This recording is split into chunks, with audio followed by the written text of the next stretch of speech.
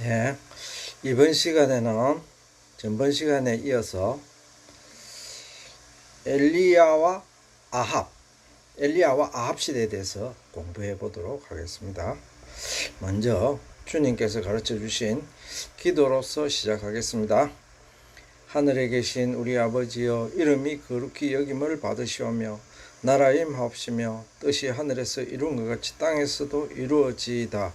오늘날 우리에게 일용할 양식을 주옵시고 우리가 우리에게 죄 지은 자를 사하여 준 것 같이 우리의 죄를 사하여 주옵시고 우리를 시험에 들게 하지 마옵시고 다만 악에서 구하옵소서.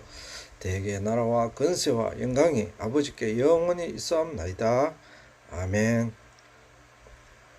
예, 이번 시간에는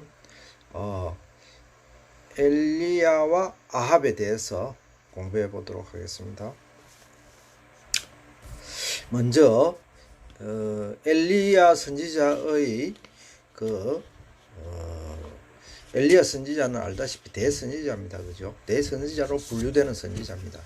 근데 왜 그분이 대선지자로 분류됐나? 그러한 활동을 해서 분류됐나? 그 내용을 우리가 한번 알아보고 그 아합 시대의 그 시대 상황이 어떤가를 알아야 엘리야 선지자의 그 시대적 소명과 주님께서 사용하신 그 사역의 목적을 우리가 바로 알 수 있습니다. 그죠? 그래서 엘리야 시대가 과연 아합 시대가 어땠는가 그 내용부터 이제 알아보면서 공부하도록 하겠습니다. 엘리야와 아합이 살던 시기는 여로보암이 세겜에서 열지파를 이끌고 이스라엘 나라를 BC 930년에 건국하였고 아합이 왕으로 등극한 것은 BC 874년이었습니다. 전번 시간에 우리 공부했지만 여로보암이 솔로몬으로부터 르호보암으로부터 열지파를 떼서 독립을 하고 나라를 세웠습니다. 그 나라를 세운 지 56년째 되던 해에 아합이 왕이 되었습니다. 그러니까 건국 후에 초기죠. 얼마 안 됐습니다. 그러니까 건국 후 불과 56년밖에 되지 않을 시기였고 북이스라엘은 그 후에 아수르에게 나라를 빼앗기기까지 200년을 겨우 유지한 그러한 국가였습니다. 우리가 지금 이스라엘에 대해서 공부하고 있지만은 그 이스라엘의 북이스라엘에 대한 나라 유지가 여로보암이 나라를 세워갖고 아수르에게 망할 그때까지 빼앗길 때까지가 한 200년 됐습니다. 200년 조금 넘었습니다. 그러니까 한 200년 보시면 되겠습니다. 그러니까 얼마 유지 못한 나라였죠. 시간적으로 보면 한 200년간 유지한 그런 나라였습니다. 엘리야 선지의 시대적 사명을 알기 위하여 먼저 아합과 그 시대 상황을 들여다 보아야 합니다. 엘리야 선지자가 선지자적 사명을 감당했는데요. 그 아합 시대는 어땠기에 엘리야 선지자가 무엇을 했는지 우리가 한번 같이 성경 말씀을 통해서 우리가 묵상해 보도록 하겠습니다. 여로보암이 죽고 그 아들 나답이 통치하던 2년에 기브돈에서 블레셋과의 전쟁 중에 이스라엘 족속 장군인 바사가 반란을 일으켜 나답과 여로보암 온 가족을 몰살시키고 스스로 왕이 되었습니다. 여로보암이 초대 왕이었는데 여로보암이 죽고 나서 그 아들 나답이 됐습니다. 그가 통치한 지 2년 만에 블레셋 지방에서 블레셋 기브돈이라는 지방에서 전쟁이 일어났습니다. 그죠? 그래서 기브돈에 가서 이스라엘 군사들이 전쟁을 하고 있는데 그때 그 전쟁 중인 바사라는 장군이 있었습니다. 바사라는 장군이 있었는데 이 사람이 반란을 일으켜서 왕을 죽여버렸습니다. 왕을 죽이고 자기가 스스로 왕이 되었습니다. 바사가 죽고 그 아들 엘라 왕 2년에 군대 장관 시므리가 궁에서 반란을 일으켜 바사 온 가족을 죽이고 불과 7일간 왕으로 있었는데, 네, 요거는 이제 바사가 모반을 해서 여로보암 아들을 죽였습니다. 나답을 죽였는데, 그리고 스스로 왕이 돼서 자기가 통치를 하다가 그것도 나이가 들어 죽었습니다. 그때 그 아들 엘라가 왕위를 계승해서 한 2년간 통치를 하고 있었는데 궁에서 반란이 일어났습니다. 그죠? 왕궁에서 반란이 일어났는데 그때 시므리였습니다. 시므리가 궁에서 반란을 일으켜서 자기가 7일간 왕권을 잡았습니다. 그죠? 그랬는데 그때 어떤 일이 있었나 하니까 그 당시 블레셋과의 전쟁 중이었습니다. 블레셋과의 전쟁 중인데 그 블레셋과의 전쟁 중에 이 군대 장관 시므리가 궁에서 반란을 일으켰다 이렇게 하는 소식을 또 다른 시므리와 오므리는 군을 절반씩 나눠 통치하고 있었습니다. 근데 이제 전장터에 나가 있던 오므리가 그 소식을 들었습니다. 궁에서 반란이 일어나서 왕을 죽였다 이런 이야기를 들었습니다. 그래서 전쟁을 하다 말고 회군을 했습니다. 우리나라 이성계 멘치로 회군을 해서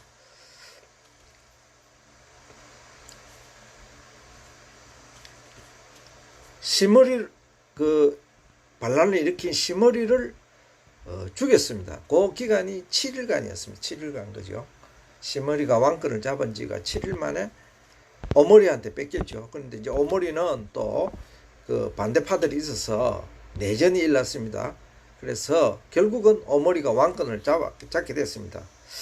오므리는 12년을 왕으로 있었는데 이 사람이 한 일 중에 특이한 일은 세멜에게서 세멜이라는 사람이 산을 가지고 있었는데요. 그 산을 우리나라 맨처럼 이렇게 큰 산 이런 게 아닙니다. 자그마한 언덕산입니다. 언덕산. 그 세멜이 가지고 있던 산을 은 2달란트로 샀습니다. 그래서 그 명칭 이름을 사마리아라 이렇게 불렀습니다. 세멜의 이름이 사마리아나 세멜이랑 똑같은 이름입니다. 그래서 거기에 자기가 왕궁을 옮겼습니다. 왕궁을 옮겨서 사마리아에 상하궁을 짓고 아주 호화롭게 짓고 사마리아 성으로 옮겼습니다. 거기서 자기가 6년 살고 죽었습니다. 자, 그 오므리가 죽자 왕인 오므리가 죽자 그 뒤에 아들이 아합입니다. 아합이 이제 왕이 됐습니다. 아합에 대해서는 성경에 그 지파 이름이 나오지 않는 특이한 가게입니다. 예, 이제 이스라엘 후대 역사의 왕들은 그 가게 이름이 잘 안 나옵니다.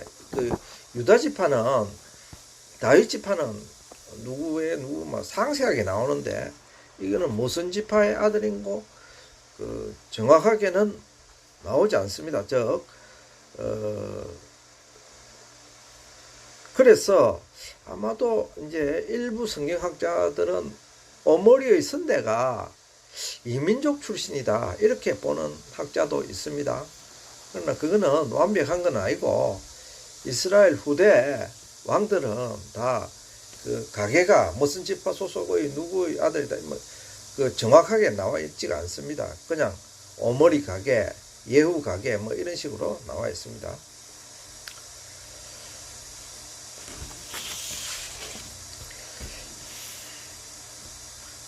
열왕기상 16장 30절에서 33절 말씀을 제가 봉독하도록 하겠습니다. 오므리의 아들 아합이 그 전의 모든 사람보다 여호와 보시기에 악을 더욱 행하여 느밧의 아들 여로보암의 죄를 따라 행하는 것을 오히려 가볍게 여기며 시돈 사람의 왕 옛 바알의 딸 이세벨로 아내를 삼고 가서 바알을 섬겨 숭배하고 사마리아에 건축한 바알의 사당 속에 바알을 위하여 단을 쌓이며 또 아세라 목상을 만들었으니 저는 그 전의 모든 이스라엘 왕보다 심히 이스라엘 하나님 여호와의 노를 격발하였더라. 열왕기상 16장 30절에서 33절 말씀입니다. 아합 시대는 우상이 극에 달했습니다. 우상 숭배가 극에 달했습니다. 그 우상 숭배의 주역은 왕과 왕비였습니다. 우리가 이미 다 알다시피 이세벨의 내역에 대해서는 다 알려졌습니다. 그죠?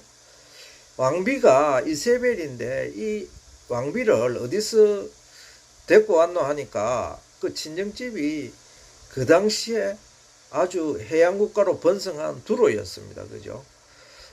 두로에서 그 두로 왕의 딸을 그 이세벨을 데리고 왔는데 이 이세벨이라는 딸이 아주 유명합니다. 똑똑하기도 하고요. 근데 이 왕비가 오면서 자기 신을 그대로 데리고 왔습니다.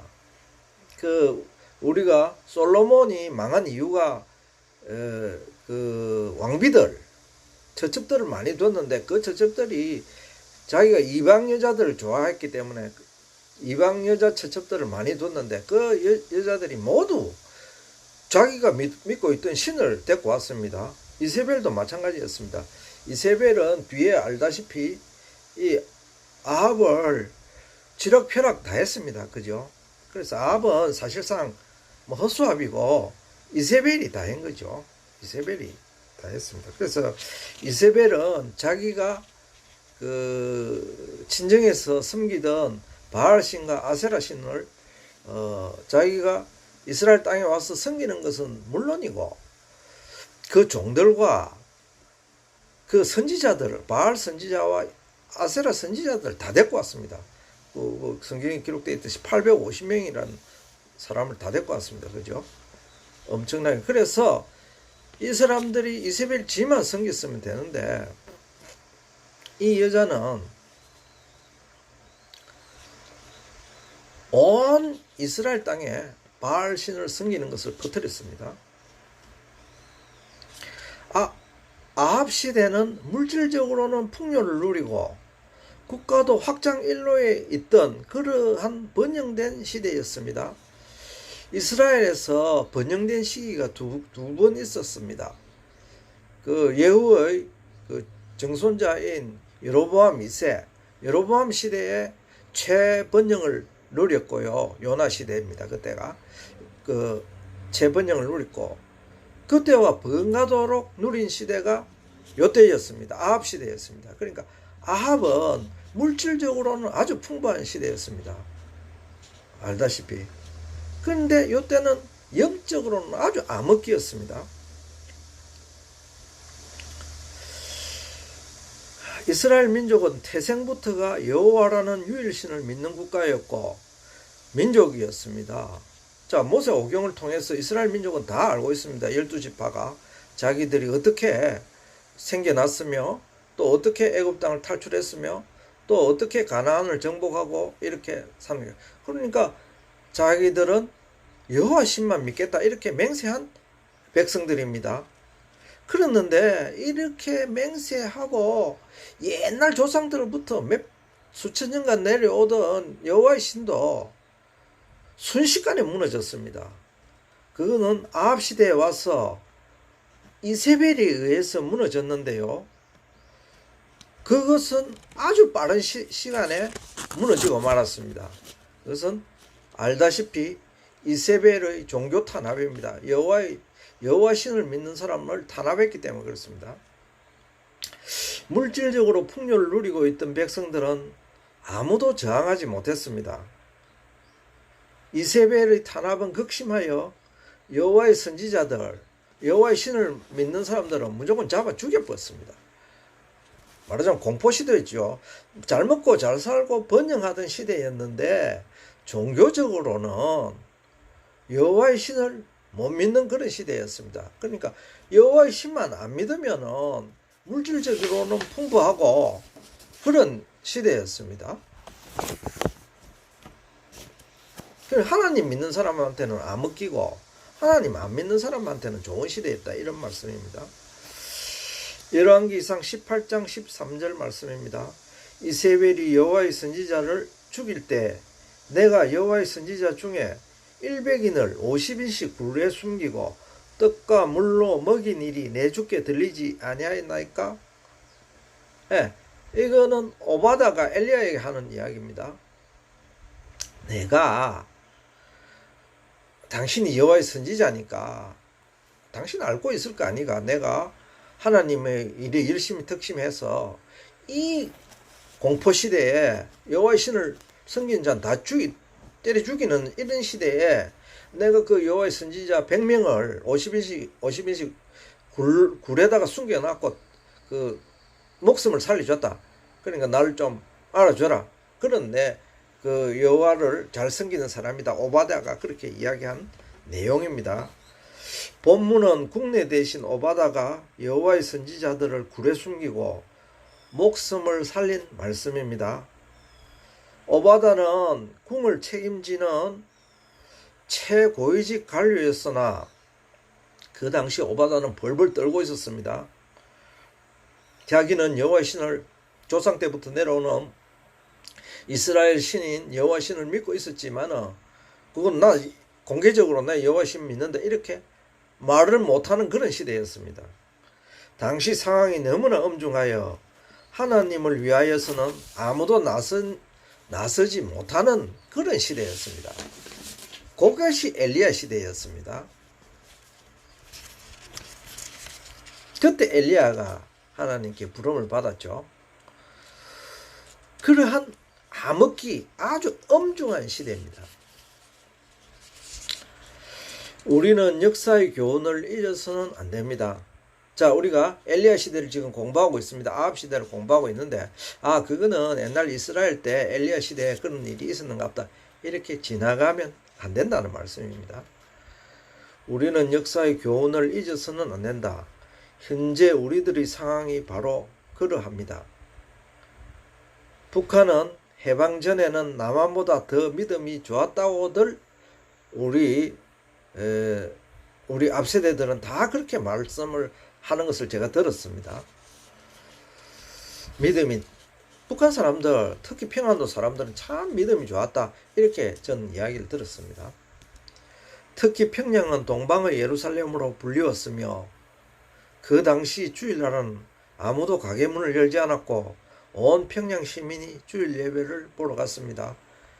평양 시내는 온통 교회들 뿐이어서 또 교인들 뿐이어서 그 시대가 일제시대인데요. 우리가 하나님을 믿는 그런 나라도 아닙니다.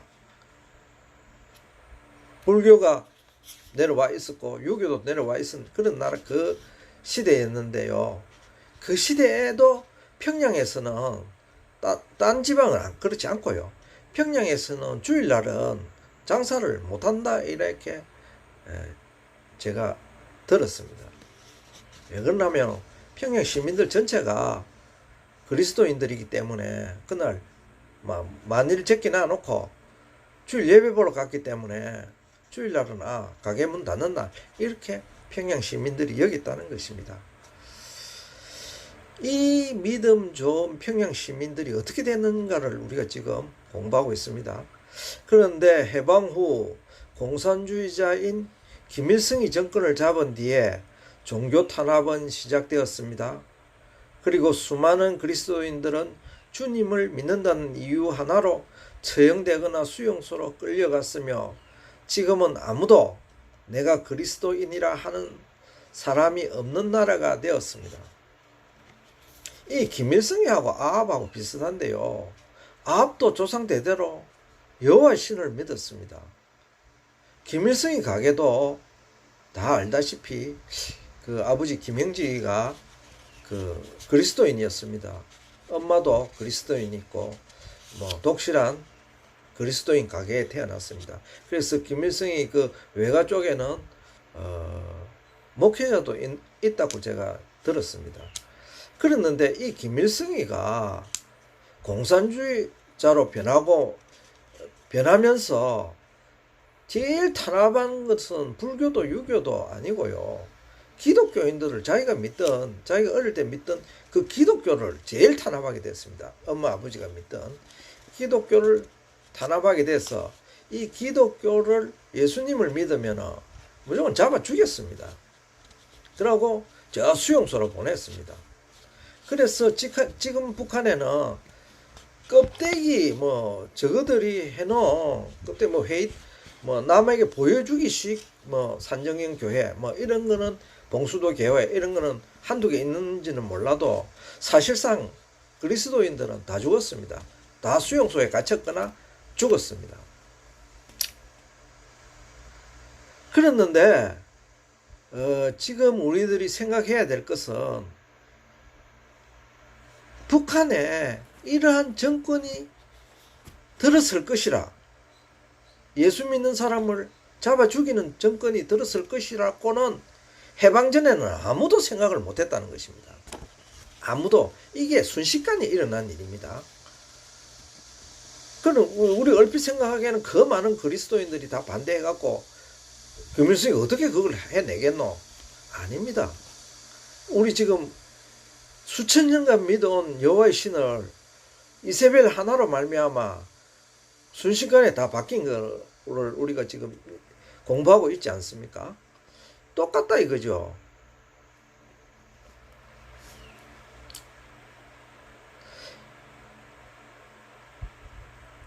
지도자 한 사람 때문에 이러한 일들이 일어났습니다.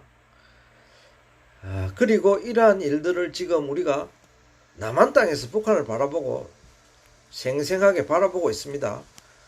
남한 땅에 우리는 잘 먹고 잘 사니까 그런갑다 다들 그렇게 생각하고 있지만 북한 땅에 살고 있는 그리스도인들은 수용소에서 피골이 상접하고 죽지 못해 살아가고 대부분 죽었고 남아있는 사람도 짐승처럼 살아가고 있는 것입니다. 현재 우리들이 누리고 있는 남한 땅에서 누리고 있는 종교의 자유도 영원히 갈 것이라고 생각하면 큰 오산입니다. 지금은 우리 모두가 각자의 종교를 누리고 살지만 절에 가서 부처님도 섬기고 또 무당도 섬기고 도교도 믿고 일반 우리가 알지 못하는 여러 가지 천도교 여러 가지 있다 아닙니까? 그런 걸 다 자유롭게 믿습니다. 그런데 우리 지금 가톨릭과 개신교 합치면 한 2천만 된다고 이렇게 이야기하고 있습니다. 우리 5천만 국민 중에. 그러나 이것도 알고 보면은 순식간입니다. 순식간. 누가 우리 종교 자유를 탄압하겠노 하지만은 체제와 지도자가 바뀌면은 이건 하루아침에 싹 바뀌어 버렸다는 것을 우리가 역사를 통해서 알 수 있습니다. 그래서 우리는 항상 하나님께 나라를 위하여 기도해야 될 것입니다. 엘리야는 요단 동편 길랏 디셉 사람입니다. 이 이스라엘 본토가 아니고 요단 건너서 그죠? 세 지파가 살았던 그 길랏 거기 사람입니다. 엘리야의 뜻은 나의 하나님은 여호와이시다 이런 뜻입니다. 열왕기상 18장 16절에서 17절 본문 말씀을 제가 봉독하도록 하겠습니다. 오바댜가 가서 아합을 만나 고하매 아합이 엘리야를 만나려 하여 가다가 엘리야를 볼 때 저에게 이르되 이스라엘을 괴롭게 하는 자여 니냐. 자, 아합과 엘리야가 처음으로 만났습니다. 그죠? 그 앞에는 이스라엘에 가뭄이 올 것이다 이렇게 예언을 했는데 그것은 말을 통해 서신이나 말을 통해서 간 거지 아합에게 간 거지 아합을 직접 만나서 그렇게 한 것은 아닙니다. 그런데 아합이 이제 오바댜를 통해서 엘리야를 처음 봤습니다. 그러면서 하는 이야기가 이스라엘을 괴롭게 하는 자예요 이렇게 아합이 엘리야에게 그렇게 말했습니다. 이 말 뜻은 지금 모든 종교인들이 말하자면 바알과 아세라를 다 섬기는 그 제사장들이 와서 그 이세벨하고 아합하고는 뭐 부부 일심이라고 뭐 같이 다 그렇게 믿고 있는데, 이 엘리야 이것 때문에 여호와의 신을 믿어야 된다, 우상 숭배하지 말아야 된다 이렇게 하니까 이스라엘을 도로 괴롭히는 자다 이렇게 아합이 이야기하고 있습니다. 본문 말씀을 볼 때 엘리야는 아합과 만나기 전부터 아합과 이세벨의 탄압에도 불구하고 우상 숭배에 대한 하나님의 말씀을 전하고 있었음을 알 수 있습니다. 따라서 이스라엘 백성들은 엘리야가 여호와의 선지자라는 것은 누구나 다 알 수 있었을 것입니다. 소문이 나서. 엘리야 선지자가 행한 일은 수없이 많습니다. 엘리야 선지자가 행한 일은 뭐 다 열거하기도 힘들 만큼 많은데, 그 중에서도 성경에 기록된 대표적인 일들을 나열하면 이렇습니다. 사렙다 가부에게 기적을 행한 일, 그죠? 사렙다 가부에게 그 아들도 살려주고 죽은 아들도 살려주고 또 기름을 만들어서 사렙다 가부가 살게 만들어줬습니다. 또한 갈멜산에서 바알 선지자들과 대결한 일, 이건 유명하죠. 갈멜산의 대결 아닙니까?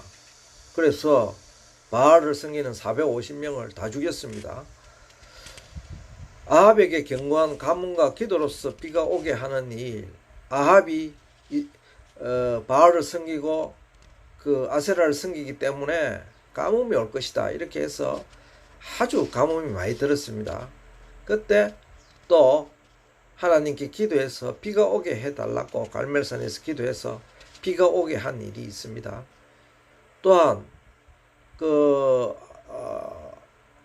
아세라 선지자와 바알 선지자를 죽이고 나서 이세벨이 더욱 독하게 여호와 선지자들을 잡아 죽이려고 했습니다. 그때 이세벨이 너무 설치니까 무서워서 여기 있다가는 내 목숨도 위험하겠다 이래서 저 아라비아 호렙산으로 도망을 했습니다. 또한 가서 로뎀 나무 밑에서 하나님 내 영혼을 거두어 주십시오 하고 죽기를 간구한 일, 로뎀 나무 밑에서의 이 기도 참 유명하죠. 그리고 하사엘과 예후, 엘리사에게 기름을 붓는 일입니다. 하사엘, 아람 왕 하사엘에 대해서, 그 당시에는 아람 왕이 아니죠. 군대 장군 하사엘에 대해서 네가 왕이 되라 이렇게 했습니다. 그러고 예후도 그 당시에 군대 장군이었는데 예후에게 기름을 부어서 네가 왕이 되라. 그러고 아합 족속을 완전히 멸해버라 이렇게 하는 일. 또 엘리사에게 기름을 부어서 엘리사가, 그러니까 하사엘보다 더 큰 이가 예후고 예후보다 더 큰 이가 엘리사입니다. 그죠? 엘리사에게 기름을 붓는 일로 선지자 후계자를 세운 일이었습니다. 그런데 하사엘과 예후는 엘리야가 직접 한 일은 아닙니다. 또 나봇의 밭을 탈취한 아합에 대한 예언이 있었습니다. 그죠? 아합이 그 포도원이 탐이 나서 나봇의 밭을 빼들었습니다. 강제로. 그래서 그 예언을 했습니다. 너희는 다 죽을 것이다 이렇게 예언을 했죠. 또한 엘리야는 회리바람을 타고 불병과 불말이 와서 회리바람을 타고 하늘로 승천한 내용이 있습니다. 이 모든 일들은 다 중요합니다. 이 모든 일들은 다 중요하지만 우리가 지금 엘리야를 공부하고자 하는 것은, 아합 시대를 공부하고자 하는 것은 아합이 어떻게 전쟁터에 나가서 어떻게 됐다, 마차에서 죽었다 이런 것이 더 중요한 것이 아니고, 또 이세벨이 성에 내던져져서 개들이 그 시체를 핥아 먹었다 이렇게, 그것이 중요한 것이 아니고, 그것도 다 중요하죠. 성경 말씀 기록이니까. 그러나 엘리야의 중요성은 신약 복음서에 기록되어 있기 때문에 더 중요합니다. 엘리야의 중요성은. 그래서 엘리야가 그 시대에 그렇게 했는데 그것은 다 이런 예표를 가지고 것이었다. 이렇게 깨닫는 일이 더 중요하다 이거죠. 자, 누가복음 9장 28절에서 31절 말씀을 제가 봉독하도록 하겠습니다. 이 말씀을 하신 후에 8일쯤 되어 예수께서 베드로와 요한과 야고보를 데리시고 기도하시러 산에 올라가사 기도하실 때에 용모가 변화되고 그 옷이 휘어져 광채가 나더라. 문득 두 사람이 예수와 함께 말하니 이는 모세와 엘리야라. 영광 중에 나타나서 장차 예수께서 예루살렘에서 별세하실 것을 말씀할세. 네, 누가복음 9장 28절에서 31절 말씀입니다. 이 말씀은 변화산에 주님께서 기도하러 올라가셨는데 그때 나타난 일들을 기록하고 있습니다. 변화산에서 주님 기도하실 때 모세와 엘리야가 같이 나타났습니다. 나타나서 무슨 이야기를 했는가 하니까 성경에 기록되어 있듯이 주님의 십자가상에서 죽을 일에 대해서 서로 말씀을 나누었다고 기록하고 있습니다. 그래서 우리가 알 수 있는 것은 엘리야가 해리바람을 타고 죽지 않고 승천했죠. 그리고 또 모세도 그 사람 사실은 그 시체를 찾지 못했습니다. 그러나 모세는 죽었습니다. 죽었다고 기록되어 있는데 모세는 여기 보면은 주님과 같이 동거동락하고 있음을 우리가 알 수 있습니다. 이 엘리야가 변화산에서 주님과 함께 기도하고 말씀한 내용을 읽어보면 엘리야는 모세와 함께 주님이 지실 십자가의 섭리와 구속사를 위하여 함께 기도하였음을 알 수 있습니다. 함께 걱정하고 함께 주님과 함께 의논한 것을 우리가 알 수 있습니다. 그러면은 자, 주님이 신약 시대에 변화산에 나타나서 엘리야가 이렇게 했는데 그러면은 구약 시대에 엘리야가 그 수많은 일들을 행했는데 그 궁극적인 목적은 무엇인고 거기에 대해서 우리가 깨달아야 할 것입니다. 뭐 한 건 한 건 사건을 갖고는 알 수는 없고요. 전체적으로 포괄적으로 그 답이 지금 내려져 있습니다. 그러면 아합 시대에 엘리야가 수행한 수많은 일들은 무엇을 나타내고자 함입니까? 네, 분명히 엘리야가 뜻이 있어서 그렇게 행했을 것입니다. 말라기서 4장 5절에서 6절 말씀입니다. 보라, 여호와의 크고 두려운 날이 이르기 전에 내가 선지 엘리야를 너희에게 보내리니 그가 아비의 마음을 자녀에게로 돌이키게 하고 자녀들의 마음을 그들의 아비에게로 돌이키게 하리라. 돌이키지 아니하면 두렵건대 내가 와서 저주로 그 땅을 칠까 하노라 하시니라. 말라기서 4장 5절에서 6절 말씀입니다. 이 본문 말씀을 읽어보니까 여호와의 크고 두려운 날, 즉 마지막 때 주님의 심판날에 엘리야가 와서 그죠? 우리의 마음을 돌이킬 것이다. 만약에 너가 돌이키지 아니하면 그 땅이 저주를 받을 것이다. 땅을 칠까 할 것이다. 치게 될 것이다. 이렇게 말씀을 하셨습니다. 본문 말씀은 마지막 날에 엘리야가 와서 마음을 돌이킬 것이다. 그렇지 않으면 그 땅이 저주를 받을 것이라고 말씀하고 계십니다. 자, 이 말씀은 무슨 말씀인고 우리가 그죠? 해석을 해내야 안 되겠습니까? 이 예언의 말씀을. 근데 본문 말씀은 해석할 것이 없게 되었습니다. 이 말라기서 이 말씀은 해석이 필요치 않습니다. 왜냐하면 주님께서 직접 말씀해 주셨기 때문입니다. 마태복음 11장 10절 말씀입니다. 기록된 바 내가 내 사자를 네 앞에 보내노니 저가 내 길을 네 앞에 예비하리라 하신 것이 이 사람에 대한 말씀이니라. 주님께서 직접 말씀하시기를 어떻게 말씀하시는가 하니까 자, 광야에서 외치는 자의 소리가 있을 것인데 그 소리는 주님의 길을 예비할 것이다. 근데 그 사람이 엘리야다. 그 사람이 엘리야 격이다. 이렇게 직접 말씀하셨습니다. 그래서 처음에는 이스라엘 민족 사람들은, 그 시대 사람들은 말세에, 즉 주님이 이 땅에 오실 때에 심판날에 엘리야가 나타날 것이다. 그죠? 우리가 엘리야는 그 털이 많고 아주 풍채가 좋은 그런 사람 아니었습니까? 그래서 그 엘리야가 다시 올 것이라고 그 액면 그대로 믿고 그렇게 바라고 믿었습니다. 많은 주님께서 말씀하시기를 세례 요한이 엘리야 격이다. 즉 엘리야가 세례 요한이다. 이렇게 말씀하셨습니다. 그 같은 사람이라는 말이 아니고, 우리는 불교처럼 말하자면은 환생하고 그런 것은 기독교에서는 믿지 않습니다. 즉 말하자면 엘리야가 세례 요한이고 세례 요한이 엘리야다 이렇게 말하지 않습니다. 격이 그렇다 말입니다. 사명이 그렇다 이 말입니다. 그래서 엘리야가 올 것이다 이러면은 그것은 주님께서 말씀하시기를 세례 요한이 바로 엘리야 격으로 그 캄캄하던 그 말세에 아합 시대에 외친 자처럼 엘리야처럼, 자 주님 앞에서 주님의 길을 예비한 자가 광야에서 외친 자의 소리가 될 것이다.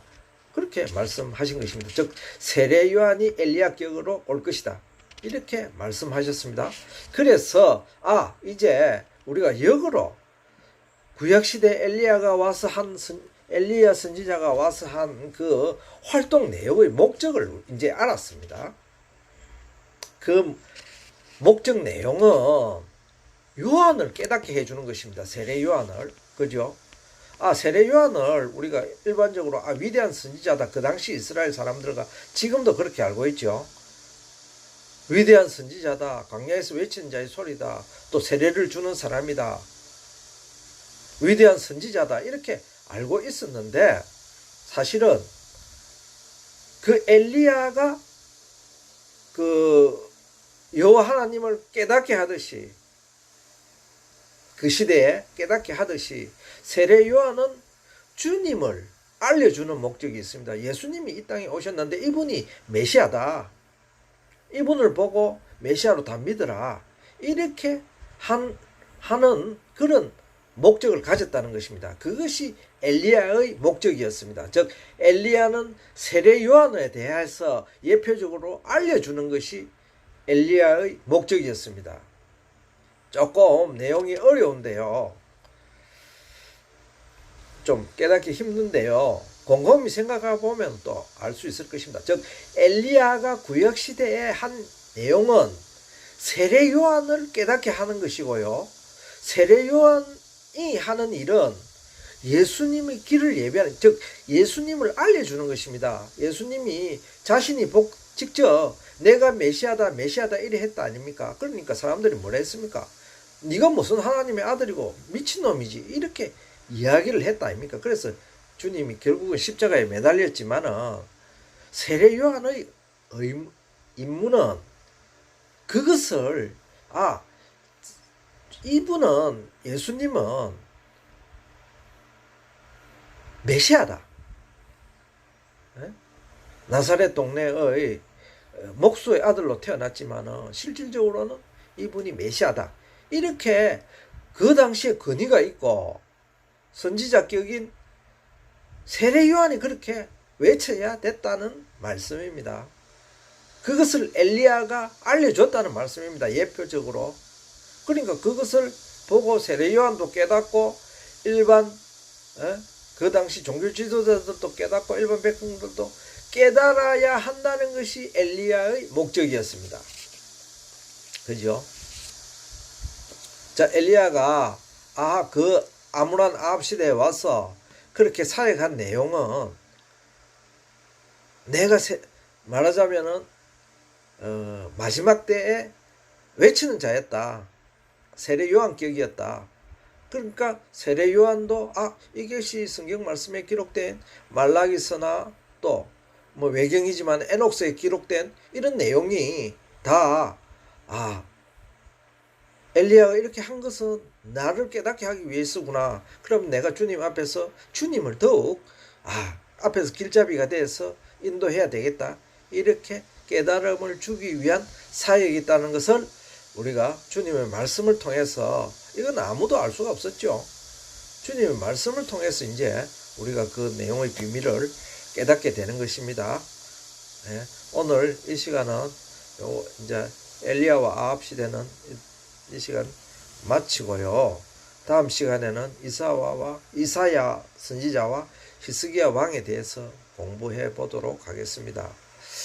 지금 아합과 우리가 엘리야 시대를 공부하면서 뭐 여러 가지 사건 사고가 안 있었습니까? 말씀 한 구절 한 구절 그 구약 시대에 그것을 다 제가 하지 않는 것은 할 수도 없을 뿐더러 그 세세히 또 그 내용 하나하나를 다 모를 뿐더러 또 이 큰 섭리와 말씀에 대한 줄거리가 아니기 때문에 그러한 뭐 어떤 왕이 무슨 일을 했다, 뭐 역사적으로 뭐 했다, 어떤 선지자가 뭘 했다, 이런 걸 다 말씀드리지 않는 것을 여러분들이 이해하시고 또 그렇게 같은 마음으로 깨달아 주시기를 부탁드립니다. 네, 그러면은 다음 시간에 찾아뵙도록 하겠습니다.